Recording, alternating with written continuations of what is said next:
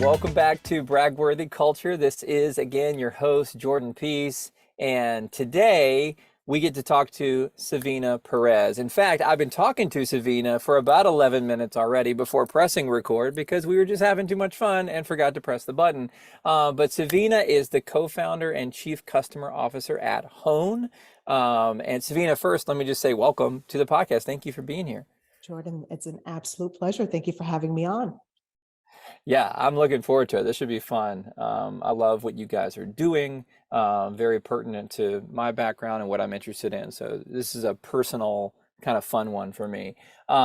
Speaking of Hone, let me say a few things about Hone, and then I want to hear more in your own words, more importantly. But Hone, this is the official tagline here. Hone is the leader in deploying live learning at scale to power behavior change, human connection, and continuous development for people everywhere. We are revolutionizing workplace culture through our innovative approach to human skills development. And then I'll read the mission too, because there's some nuance here that I think is important. The mission is to reimagine training for the modern workforce. We believe, I love we believe statements. We believe that training should be a life-changing experience accessible to anyone, regardless of seniority or location, to ensure a more productive, equitable, and human workplace. Very cool. So my first question, very obviously, is how did you get here? Why did you co-found a company called Hone, a company that's about training, behavioral change? Why? Where did the inspiration come from in your life and in the lives of your co-founders? Absolutely. I think for me, Jordan, it was really based on my personal experiences within the workplace, going from individual contributor to manager, director, and to VP, and having to navigate that journey with not a lot of kind of formalized training or coaching along the way. And if you think about it, how much more effective could I have been earlier on in my career? Right. How much more velocity could I have had during the course of that career had I had some type of opportunity to be able to understand what to do and what not to do? I remember earlier on going into a board meeting, kind of being thrown into that mix. And just trying to figure out ways to be able to understand how to communicate with this executive audience. Right. So being able to manage up and things of that nature didn't necessarily come, it wasn't innate for me, right? I had to learn it on the job. So that was one of the reasons why I wanted to build something that would enable accessibility to this type of experience for people at all levels. As well as at all different types of organizations, despite what vertical it's in or the company size. And that served as the impetus for building what has become Hone. And for both me and my co-founder, Tom, we both were able to really just align very closely on what that meant in terms of being able to build something that would address the needs that we saw. But also internally from a team perspective, what did we want to build for our own team members and those types of experiences so we could kind of talk the talk and walk the walk.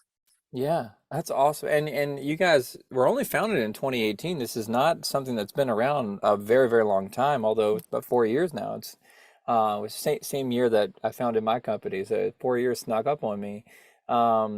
But you've had a lot of success. You just raised a Series B. I was looking through some of your customer list, Clear, Slack, Rover, Aramark, for example. What's resonating with these name brand companies? You guys are obviously doing exceptionally well. Is there a secret sauce there? Is there a different flavor in the way that you approach it? What is it that makes Hone different than what people have seen before? And obviously they're responding to that, and they're very interested in working with you all. I think it's a couple of different things. I think that, we were first out of the gate with this modality of live virtual training. We did it pre-pandemic, right? So that was our focus in an effort to scale and make this more accessible. Right. So I think that the fact that, when we founded the company, we decided to really lean into the live virtual modality and provide classes that are instructor-led, They're highly interactive. Um, but at the same token, you could take it from, your computer just about anywhere. Was Yeah. important to us. And I think that organizations, realize the fact that, given the fact that we've been doing this so long, we've been able to I don't want to necessarily say perfect, but certainly Yeah. get the experience to a point that it's really advantageous Mm. for the learner. And Right. as we think about efficacy, as we think about total experience, et cetera. And that's really where our focus has been, especially for the first couple of years, as we think about the evolution of the product and we Yeah. were allocating our resource in terms of development. Yeah. Well, there's the two things that are like jump right out at me, right? And the first two words you said, live and virtual, right? Right. Virtual, obviously, in this context in 2022, we're like, well, yeah, duh, how else would you do it, right? But in 2018, not so much of a duh moment. It's Right. like, oh yeah, I mean, we just have people come to the office and, do it that way. But there have been people remote long before the pandemic hit, right? There Mm-hmm. was a need for equity across those that were kind of in the hub and those that were not in the hub Right. already. Now we've just all become much more aware of that need, right? And much more committed to those that don't happen to live in the same town as the executive team, wherever that office is. So that's kind of obvious today. But I think about live, like the training that I've done in my jobs in the past, not a single one of them have ever been live except for like, Mm-hmm. I used to work in a financial firm and somebody would come in and talk about their mutual fund because they want me to sell their mutual fund. Like it's not Right. really training in this sort Exactly. of innocent way, right? And I think about just how much more engaged the user, the employee would be in a live setting, right? Mm-hmm. Where you can see them, they can see you, you can ask questions. I mean, I bet there's a dramatic difference in terms of just the efficacy of, that time spent versus clicking and watching a video without that accountability of having it be live. That's absolutely right, Jordan. Yeah. So I think that for us, we've been able to kind of get a finger on the pulse of the right sized group that we want to bring together. Obviously, if you have 100 people on a call, a Zoom Right. call, it's going to come across more like a webinar than it would, in Yeah. terms of an interactive session. Totally. And Yeah. so we try to keep the group small, so there is that Okay. interactive component. Um, Yeah. where we also look at the talk time for our facilitators, those folks that are leading those classes, making Mm. sure that, we're prompting questions, getting people engaged in the conversation, utilizing breakout rooms, polls, things of that nature. So people are not just kind of sitting back and having almost a reactive experience Hmm. to the training and development, right? They're engaged. You could see it in the way that they look on the video. They're leaning in versus kind of Hmm. leaning out and Yeah. looking this way as they're, Right. looking to the right or left as they're on their computer and are trying to multitask. And that's something that we took really seriously because, Hmm. training is only going to be as effective as the engagement of the people that are going through that training. Other than that, they're not going to be able to retain really, how can they retain what they're learning Yeah. within the class itself? Right. I would imagine, I don't know enough about your company to speak intelligently, which is unfortunate, but you can correct me if I'm wrong, but it sounds like you all had to create the supply and the demand, correct? Like there weren't necessarily ready-made trainers that you could just tap into, or was there a network that was useful to you in getting started and then you built from there? How did you get the supply side figured out? I guess is my question. Well, I think there's an incredible, bench of high quality executive coaches that we were able Mm, to tap into. That's what we're looking for. So we're not trying to commoditize coaching or coaches. What we're looking correct. for are the high, those with the most experience that can provide the best quality experience Right. for our learners. And in a group setting, Mm, and we want to be able for them to have that experience of having an executive coach yeah. leading those conversations, if you will. So for us, we were able to tap into what was already existing. They not only are credentialed, with the respective certifications, but Yeah. they are also really good at being able to deliver virtually, and that's kind of the That's big. that's the secret sauce, right? I mean, you Mm-hmm. could be the Mm-hmm. best executive coach or facilitator in the world in Right. person, But if Yeah. you're not able to hold the attention of somebody virtually, it's just not going to work. Yeah. Yeah. And so that's something that we look for in terms of our, our facilitators, our coaches that are delivering these classes. Yeah, it's a modern day version of like when texting started to become really popular, and there were people that you could talk to on the phone that were just so fantastic, but they're Mhm. so horrible at texting that it's like unbearable that you can't even have a conversation over text. Like, never mind, I'll call you, right? So Guilty like I'm as more. charged. Guilty Are you as one of charged. those? Oh Oh goodness. man, I've got a friend that's like it's like phrase dot dot dot phrase dot dot dot. Like it's not even the right punctuation. I'm just like, what in the world? Or you get a text from a parent, and I remember getting it from my mom or dad, and they would Yeah. sign off, "Love dad, love Yes, mom." the signature at the end is the best. Yeah. Exactly. Anyway, just when you were thinking, when you were talking about like virtual versus in person, it's like it's not always transferable. It's believe it or Exactly. not, it's just it's not always there. So that you're right, that is a bit of the secret sauce. You guys have had a great year in that I know that you just closed your Series B really recently, right? Like a month from before Yeah. this recording, is that right? Or am I? Exactly. It's around that time period. Yeah. So it's very Wow. recent. Yeah, that is awesome.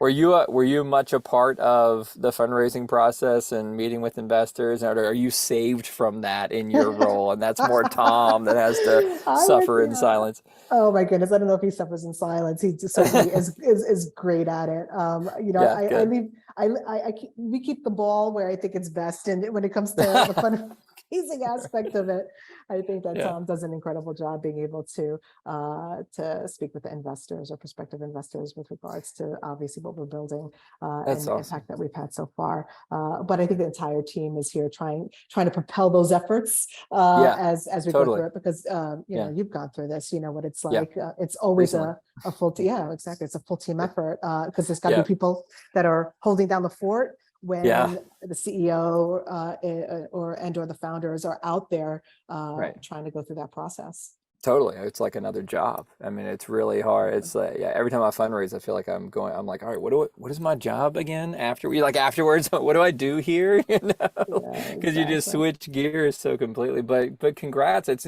particularly impressive in 2022. It's been a brutal year, from a market standpoint. I think the Mhm. VC community has struggled a lot. And so to raise significantly this year, I think says something about your organization and says something about the traction that you've gained and where people believe you're going to grow to. So that is awesome. Um, And it also says mo- something about the investors with regards to the fact that they yeah, have such conviction around what we're building here. So we've been really lucky, in terms of, yeah, the folks that have supported us. And to your point, I think that the team that's also building this solution, internally has works hard to make sure that we're able to continue to grow. That we're building something that's really going to solve for a need that organizations have today around scalable right. training and development. And so that's where we're going to keep our eye on the prize, and that's where our focus is. Yeah. So talk about your organization internally, because I know Mhm. I mean, you've got the word culture in here in several places, sort of in the write-up and in the mission, and you're trying to impact the culture of other organizations, right? But it all starts at home, right? And I'm curious how you integrate the training aspect, right? Using your own product internally, but like and I'm sure you do, but what are the other things that are unique about your company culture or that you're proud of about your company culture that you're essentially trying to export out there into the world and help others sort of, you know, take kind of follow your lead, if you will. That's a great question. I think, well, first of all, just speaking to kind of our what we call homegrown programs. So, Nice. Love a good pun. That's great. there you go. We have an incredible people, operations team that came up with that. But that being said, all of our, teammates have access, to Hone, so they're Yeah. able to, level up or upskill in specific areas, of focus.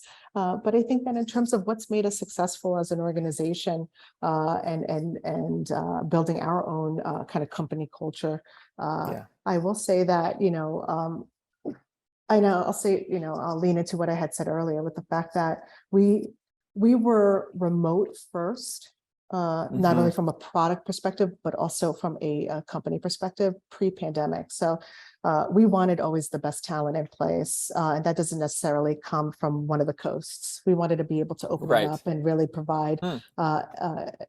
an opportunity for everyone to have a chance to work at home, and we wanted the opportunity to find the best talent. So Yeah. we have been remote from day one. We optimize our teams, our teams for that, Yeah. giving them what they need to be successful in a remote environment, if you will. Got it. Yeah. But in addition to that, we also have hubs. Don't get me wrong. We do have like hubs in San Yeah. Francisco and San Diego and New York where people, if they want to come into the office, they're able to.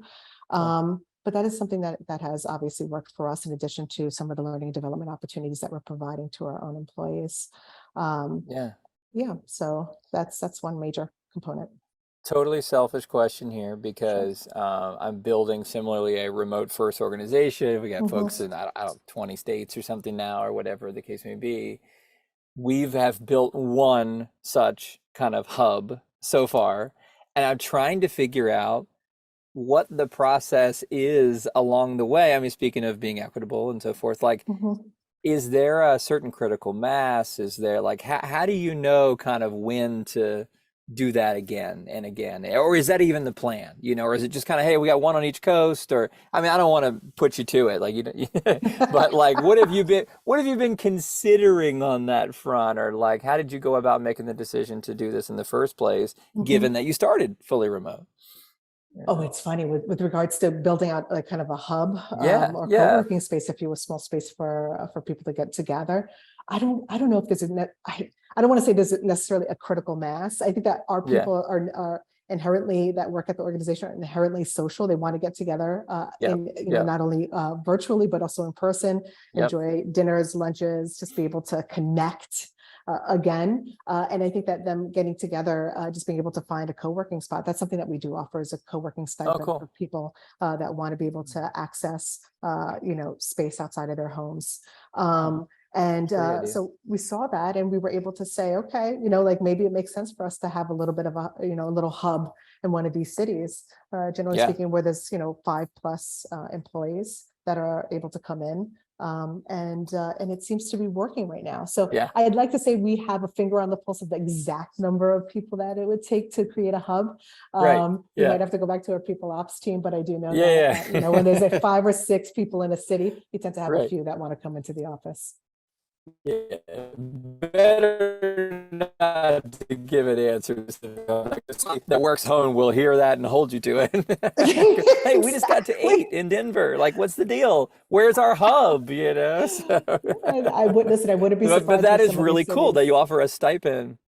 Yeah, that's really cool that you offer a stipend for co-working space because I don't like me personally, like I'm married, I've got 5 children, Mhm. I'm working, I'll pull the curtain back so you can see I'm working in a closet right now, literally, and so for me to be able to get out, it's actually Yeah. like that's huge. Like, it's actually really valuable for the social aspect, but also for kind of the hiding from kids aspect as well, right?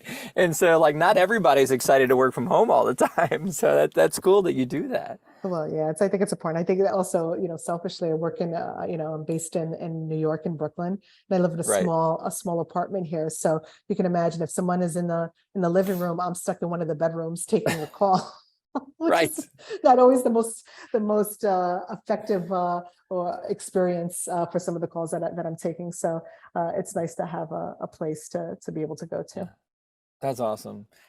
So from a customer perspective, I'm curious to think about, using home from a customer perspective and what it kind of experiences people are getting.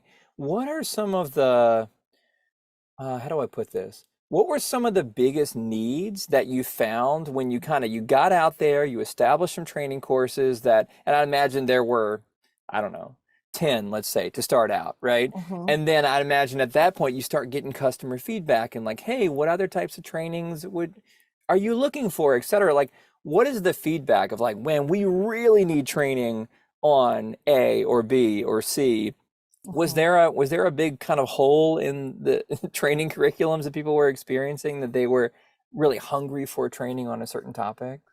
I love that you're asking that because I do remember the point early on where I think that we had one program that we offered. This was 4 or 5 years ago. One program that we Yeah. offered that was like 16 weeks in length. Oh, Not, now we have 60 plus classes, yeah. but that's where we started. And That's of course, commitment. that's good. Hey, 16 weeks of program, like this is the only thing that you get. This solves everything. Right. Um, but you learn from that, you iterate, right? So I think that Yeah, for of us, where we've been course. successful, where our wedge has been, is around foundational management training. So Okay. organizations, I'd say if they're in hypergrowth mode, both of us know about, high growth venture-backed organizations.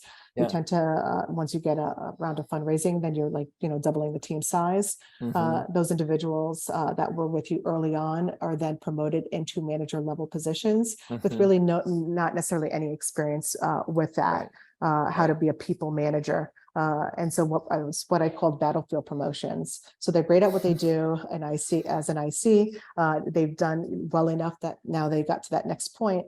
And so these organizations are looking for ways to be able to level up the skill set Hmm. for those new managers, Yeah, makes sense. in terms of around topics such as like coaching and being able to build high trust relationships. So really the core one, what we call a core 101 management program. So a lot of organizations have a need around that, or if they're looking to standardize training Hmm. across an organization. So it doesn't Okay. really work if one department is doing this and another department is doing that. You want to be able to know that your managers are kind of managing along Right. similar frameworks, et cetera. Right. So just being able to standardize that and roll that out. So Mm. we saw that being a need, and of course the progressive programs with like a 201 core, 301 core. And then I Okay. would say the past couple of years, diversity and inclusion training has obviously been top of mind. Thank goodness, right, for these Yeah. organizations to put that as a priority. And that's also been, a program or series of programs that have really resonated with our customer base. That makes sense. And it's great. I agree. That's we're starting to do some training kind of in our organization now, just kind of getting to a point where like I think we have enough people and we got a lot of the foundation set. Like let's kind of upskill some of these folks and in preparation for hiring and all that good stuff. And we're starting with really DEIB as like the first like 2 or 3 trainings will really be Mhm. kind of starting there, which I think is great. And great that there's resources like Hone out there to utilize to just Yeah. have really solid material there, right? Because there's a lot that you could find out there that, it might be okay. It might not be something you really want to teach. Right. It might be free, which is not a good sign. But that's really awesome. Being that you're at this Series B stage, right? Hmm. Just raised a bunch of money. You got a couple of hubs, you got some name brand customers, right? Yeah. We mentioned Clear, Slack, etc. What's next for you guys? It kind of feels like a stage in which it's like, well, clearly you've got a lot of traction. Clearly people love your product. Clearly there's a lot of growth happening. There's investors that want to be involved. Hmm. So what changes after Series B? Is it a new market? Is it a new use case? Is it like what's going to change in the next year or two? Oh goodness. In terms of what's on the horizon for the next 6 to 12 months, I would say that for the past couple of years we've really been lucky to serve or service the mid-market Yeah, organizations as they look to initiate training development programs within their organizations or scale right. those. And of course, with that, with some success, we've been able to catch the eye of enterprise organizations. So I think that for us, the focus is continuing Mm, to deliver an exceptional experience and provide the functionality that is needed for yeah, organizations looking to train not just 500, 1,000, 2,000 managers, but right. even more than that. So these enterprise organizations looking to utilize Hone as a service provider for their training and development needs across the organization.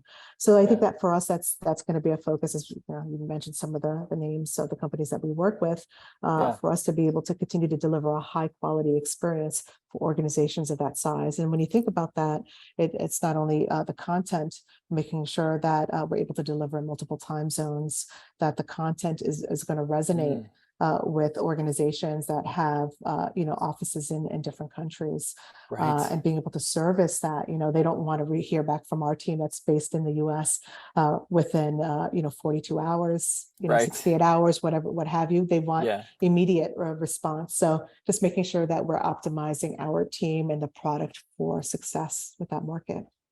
Yeah, I'd imagine too, is the larger organizations, have more international employees, like you mentioned, and Absolutely. not only do they want to hear back, but I'd imagine also there may be some issues with maybe English is not one of the Mhm, the languages that folks speak in certain places, right? And so, mhm. is that impacting you guys on the supply side as well, trying to think about, how do we bring in trainers that, have the language skills necessary, or is that sort of something you've been working on a long time already?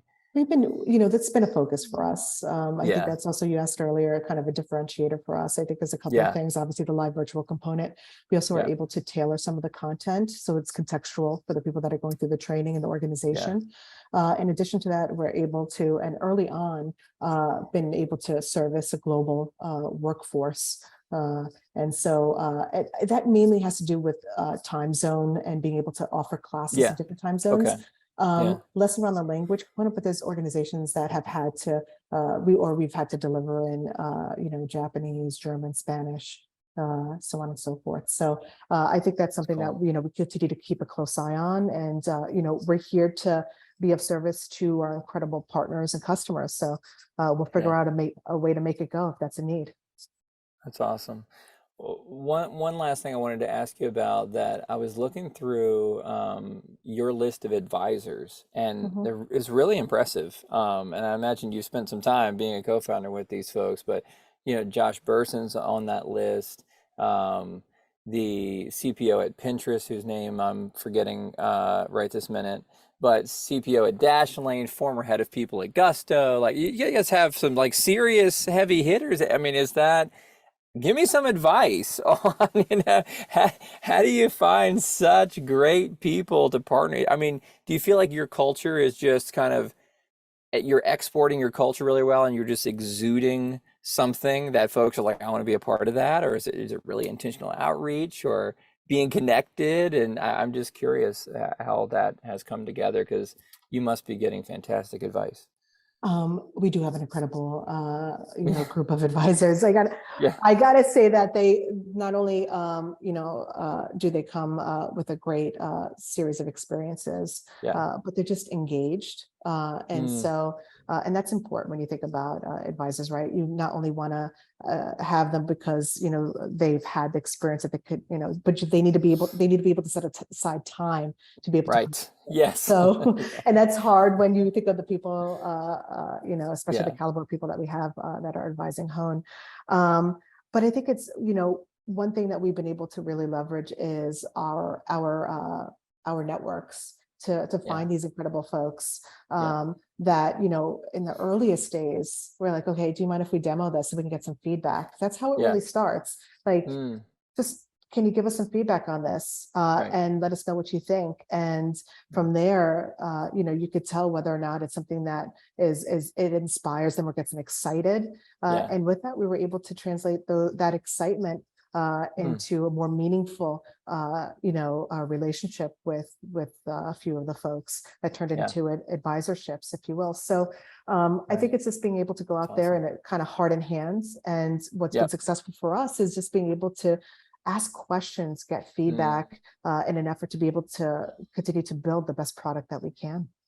that's awesome. I mean, it's great advice for any founders that listen, and we do have a fair bit of founders that listen, and people leaders and others. But for the founders, just I think we're always thinking about, I need to make a sale, right? And so Yeah, when we spend our time in meetings is we want somebody to exactly. buy something, but you're talking about just find the right people, show them what you have, right? Heart in hand, right? Like just sort of like vulnerable probably, especially in the early days, right? Oh, And just especially in the earliest right. days. Hey, what do you think of this like thing that I'm not even yet proud of? Like it's just like that's a vulnerable place to be. But Exactly. that courage, I think that pays off.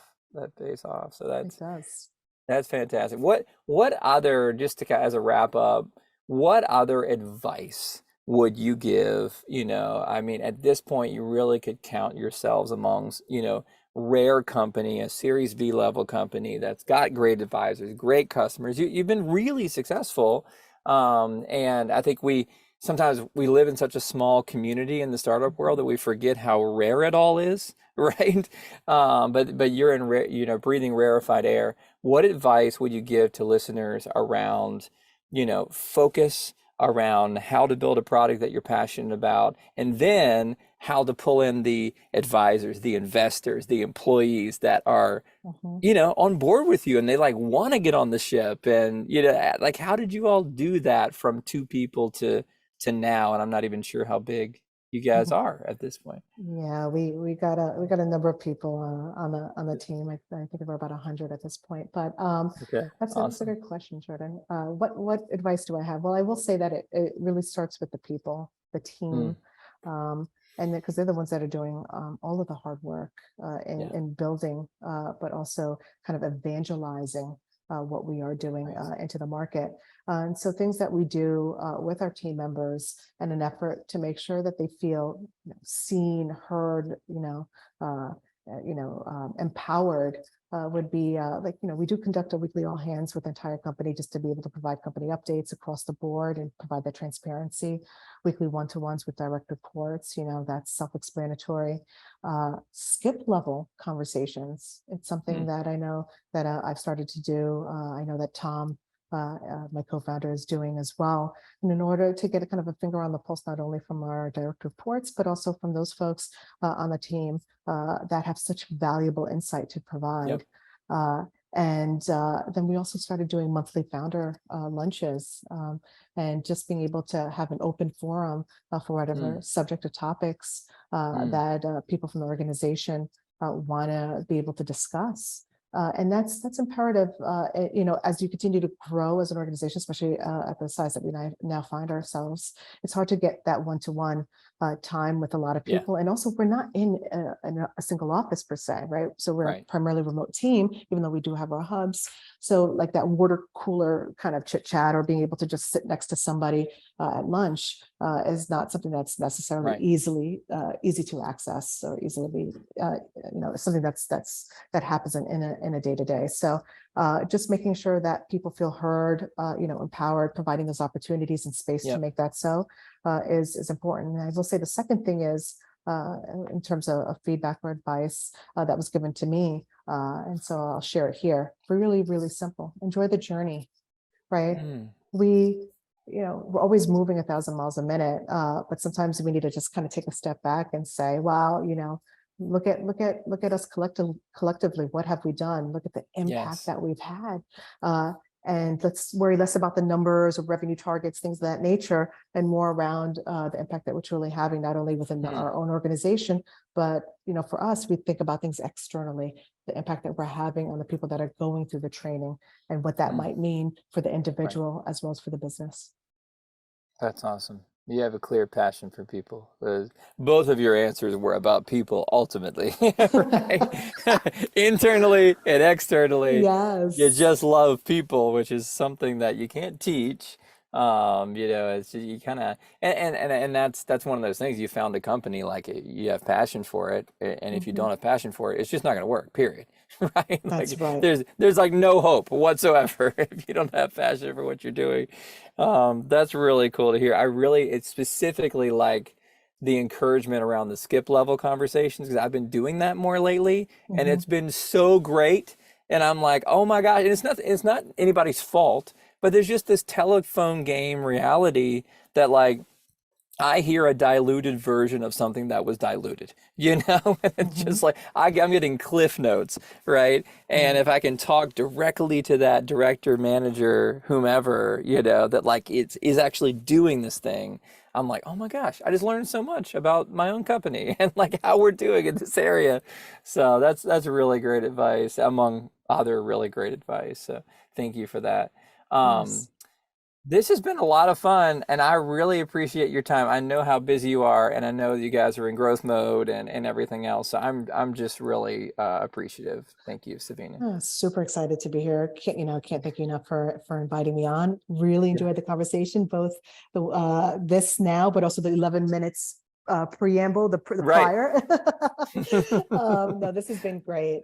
So I Cool. appreciate all that you're doing here, and hopefully we're able to do it again. Yeah. But that being said, quickly, if people are interested in learning more about Hone, if they want to, hop to our website, it's honehq.com. So. HoneHQ.com. Yep. And Savina Perez, I'm sure she's very active on LinkedIn, so you can hit her up for some free Yes. advice before you buy her lovely service and get lots of advice from there as well. But thank you, everybody, for listening to Bragworthy Culture, and we will catch you next week. Bye bye.